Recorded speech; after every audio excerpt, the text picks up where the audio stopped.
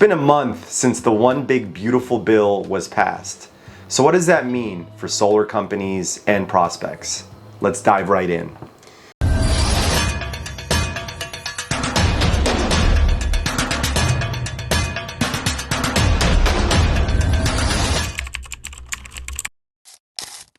We all know that the individual taxpayer ITC or 25D is dead after this year, and that residential leases and PPAs got saved. But there's still a lot of confusion around the details, and no wonder. There's no single resource that residential solar installers, businesses, and prospects can turn to for clear answers. Questions like, does the system have to be paid off by the end of 2025 or just installed to qualify? And what does installed even mean? That's why we pulled together the top questions residential installers and prospects are asking, and tap friends in the industry to give you clear answers in plain English. But a quick disclaimer, I'm not a tax expert, a licensed CPA, not even close. I'm just a solar nerd who reads the summaries of other solar nerds who actually read the bill and obsess over this stuff so you don't have to. Please consult a real tax professional, like an actual CPA, not your cousin's roommate with a hot take on Reddit, or the guy on TikTok who uses ChatGPT to pretend like you went to college. 25D cash and loans questions. 25D cash and loans pertain to the tax code that homeowners use to be able to claim a credit for the purchase of a solar and storage system.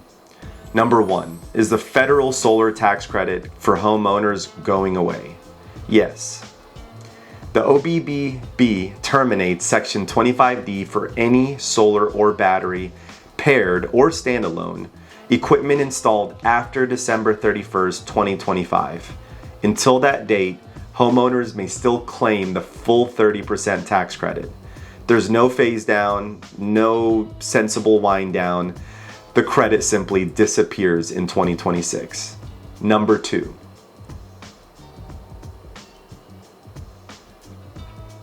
(11:59 p.m. on December 31st, 2025.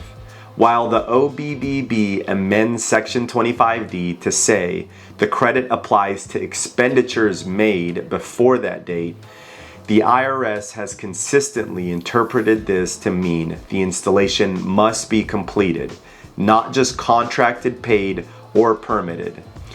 The IRS guidance states that an expenditure shall be treated as made when the original installation of the item is completed. That phrase leaves room for interpretation, but in practice, most lenders and tax professionals agree that substantial completion, meaning the system's fully installed and capable of operating, should be the target. Permission to operate is not explicitly required. Number three.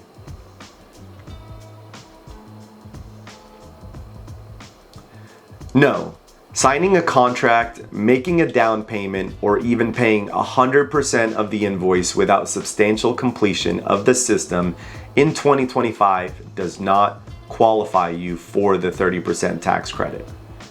Number four.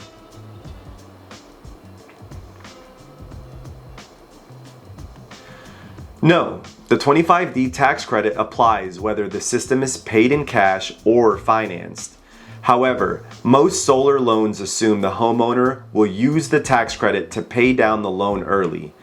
As year-end approaches and the window for tax credit eligibility closes, loan providers are adjusting their products and timelines. One lender indicated that they will stop originating new loans with ITC-related prepayments in August, while another plans new products in Q4.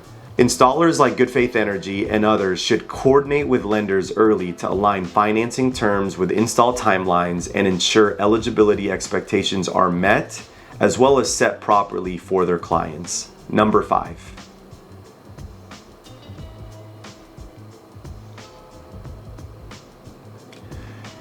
Not for homeowners. FEOC or Foreign Entity of Concern restrictions only apply to commercial credits under Section 48E, like leases and PPAs. Number six.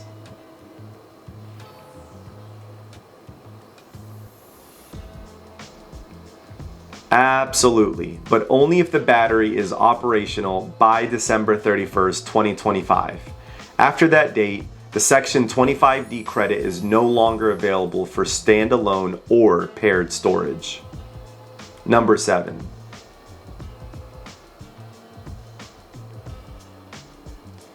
This is probably one of our most frequently asked questions. OBBB did not change the carry forward rule. Any excess credit from the 2025 return can still offset future tax liability. Number 8.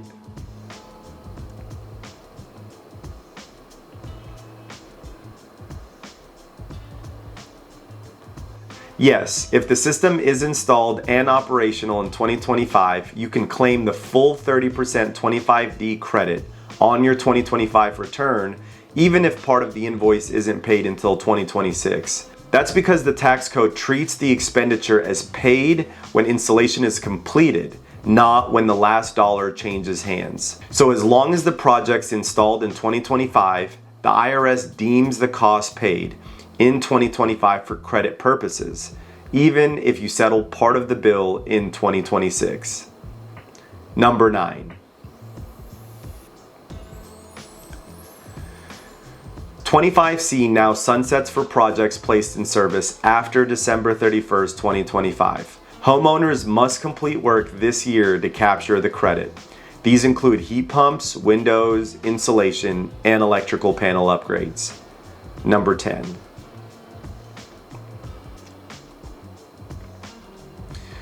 Yes, the new legislation leaves 30C untouched until June 30th, 2026. Homeowners can claim up to $1,000 for qualifying level 2 chargers installed before that cutoff. 48E leases and PPA questions. 48E pertains to tax credits that companies offering leases and PPAs are able to claim. Number 1.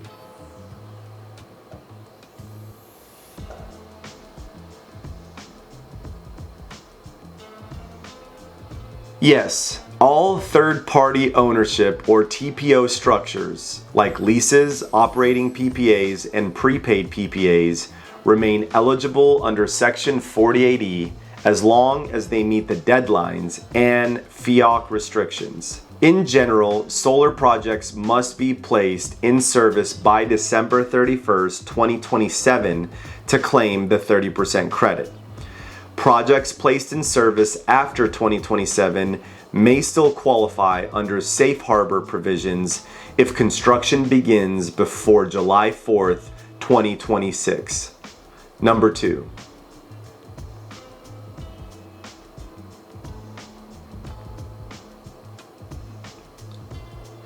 There are 2 major dates to be aware of. The first, July 4th, 2026. If the project has either incurred at least 5% of total cost or started substantial work on-site or qualifying off-site fabrication by this date, the TPO or tax equity partner is eligible for the 30% credit and has up to 4 years to finish under the current IRS safe harbor provisions. The second major date is December 31st, 2027. Any project begun after July 4th, 2026 must be fully installed, interconnected, and placed in service by December 31st, 2027, or it receives no ITC at all. Number 3. Customers still benefit from the federal tax credit under 48E, but it's done indirectly. The third-party ownership provider claims the credit and uses it to lower system pricing, which reduces monthly lease or PPA payments. That said, how much of the credit is passed along to a customer depends on the financier's business model, market pressures, and installer discretion. Number 4. Yes, standalone or paired storage remains eligible with a phase down starting in 2034. Projects must begin construction before the end of 2033 to qualify for the full 30% credit, end of 2034 for 22%, or end of 2035 for 15%. Storage projects that begin construction after December 31st, 2035 will no longer be eligible. Number 5.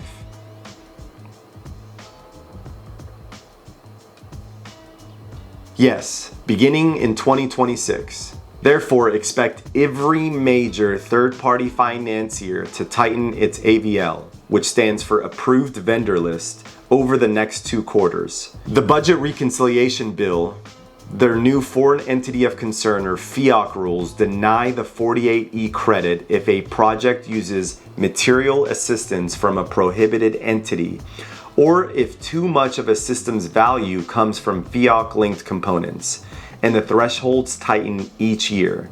In 2026, it'll be 45%, and it'll continue to increase to 50%. Third-party financiers are responsible for proving FEOC and domestic content compliance to the IRS, and they'll update their AVLs to keep every project credit eligible. The installer's job? Stick to the approved equipment list and hit the build schedule. Number 6.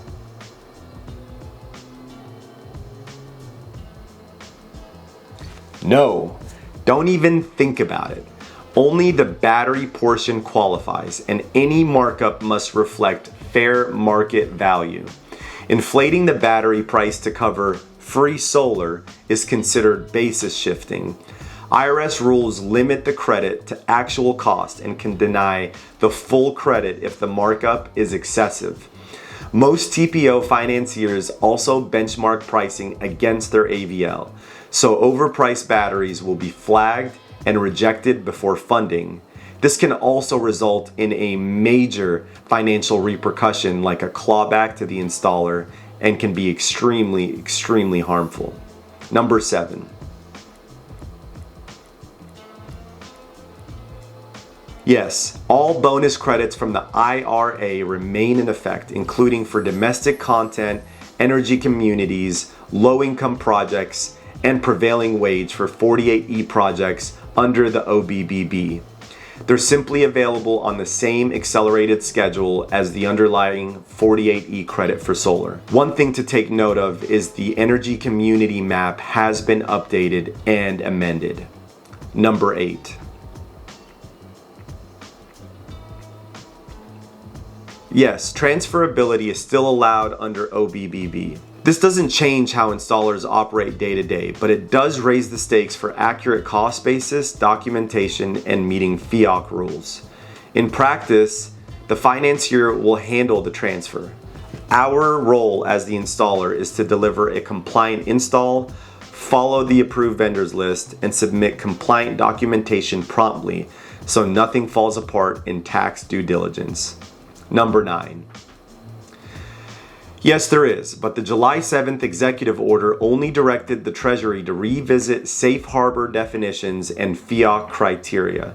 We expect clarifications to come in the next few months, especially around what qualifies as begin construction and how content is certified. Bottom line, installers need to follow TPO financiers' updated AVL and guidance. To conclude, the one big beautiful bill reshapes residential solar, but the playbook is clear. Installers must finish homeowner installs in 2025 to capture Section 25D for their clients. We must follow our TPO, AVL, and documentation requirements to keep Section 48E viable. Lean into storage. The ROI is improving with local incentives and virtual power plants. And lastly, diversify. Diversify your offerings and finance partners to stay resilient as markets and rules evolve. That's all the tax code talk that we have for today. I sincerely hope that you learned a thing or two. If you have any questions or comments, make sure to leave them in the video section below. Until then, peace out, adios, and salamu alaikum.